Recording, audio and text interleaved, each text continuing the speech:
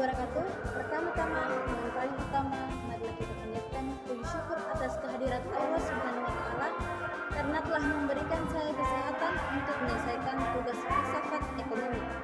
Saya juga sangat bersyukur karena segala usaha untuk melaksanakan tugas ini dapat berjalan dengan lancar, sehingga saya mampu menyelesaikannya dalam tempo waktu yang telah diberikan. Perkenalkan, saya Namira Heron, saya dari Prodi Ekonomi Syariah. Untuk mengefisienkan waktu, saya akan mempresentasikan tugas saya yang berjudul Paradigma Filsafat Ekonomi Syariah sebagai suatu solusi kehidupan manusia.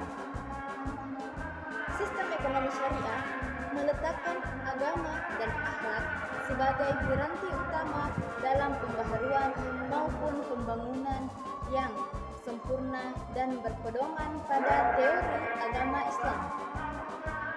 Semua itu bertujuan untuk kebahagiaan di dunia dan di akhirat.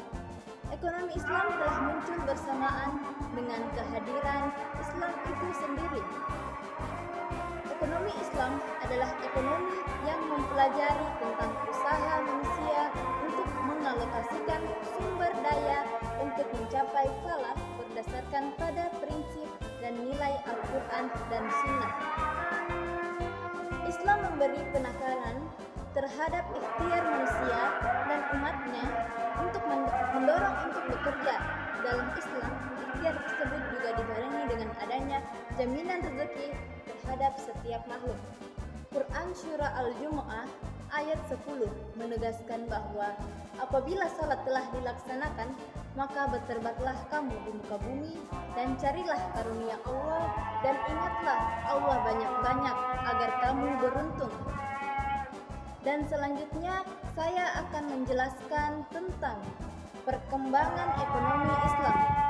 Perkembangan ekonomi Islam tidak tumbuh berkembang secara pesat, tetapi melalui berbagai tahapan sejak awal hingga kebekuan. Beberapa non-muslim pun telah banyak yang mulai melirik sistem ekonomi Islam sebagai suatu solusi dalam mengatur permasalahan perekonomian mereka.